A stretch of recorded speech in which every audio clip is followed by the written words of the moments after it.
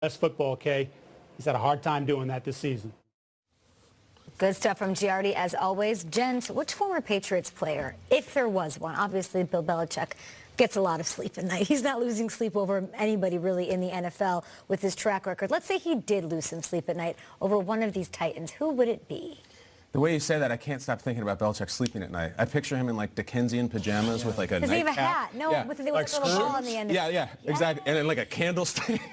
Half moon glasses. Hoodie pajamas. Right, one of those hatches in the back of the pajama. But the person that he's up, when I can't sleep, it's not because I have anxiety. It's because I'm so excited. I can't get I'm so excited. And I think Belichick is so excited to face Malcolm Butler. I think that's the guy, because this is deep. This is 3 layers deep. This was looked upon as maybe a slight against Bill Belichick, benching him. Would they have won that game if Malcolm Butler was out there? And Belichick's probably pointing at the Titans tape this week. You really think I didn't know what I was doing? Do you think maybe I'm a master of this game and I knew that maybe Malcolm didn't have it? Because Malcolm's had a tough year. We've talked about it. He had a terrible week last week. So I think he proved that point even more. I think he is so excited to go at him, whether it's Josh Gordon, whoever, and be Edelman, and see like proof positive. Don't ever question me again. I'm going to torch this dude. I don't think he's losing sleep either, but I do think there is something interesting about Mike Vrabel going up against Belichick. We've seen a lot of Belichick proteges coach against Belichick, but never Belichick players.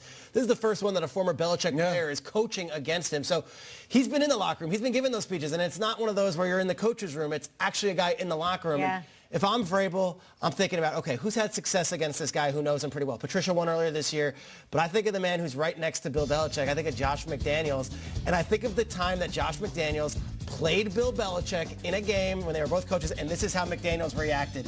He came out as a Denver Broncos coach and was celebrating on that field as if he had just conquered Rome. If I'm Vrabel, I am not, look at this, getting lifted by the players, the whole thing. If I'm Vrabel, I'm not just going to have the respectful, I really love Bill Belichick and he taught me everything.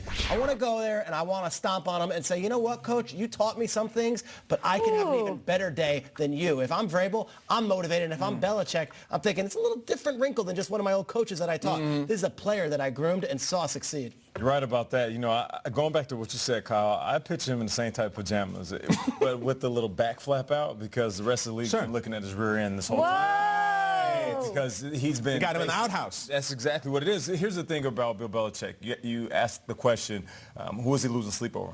I say no one. Bill Belichick is the ultimate genius for every individual, whether it's a former player, all these former coaches that fall underneath his umbrella. They walk away with the recipe on how to cook. The person who gave them the ingredients is Chef Belichick. So when he faces these guys, he knows exactly what's on their menu. The only difference is he has a new menu. He has a new twist on the same old delights that he's been serving up across the league for years. So for me, it's not about that. It's about who he sees in the mirror every single week. It's, do I try to outsmart myself? Because he's going to outsmart the coach. He's going to outsmart most of these defenses. I don't see there being any player, any coach that can pump fear into this man. Absolute legend. And he has nerves of steel. We keep talking about Mamba and people walking around saying they got ice in their veins. Bill Belichick, he's born with that, man. He's been living that since he got in the league. I just feel like there's a sentiment around Bill Belichick, who we all credit, like justifiably so, of when guys, him knowing when to cut ties. It's not like what he's known for. When to let go of a guy, when to not resign a guy, when to trade a guy.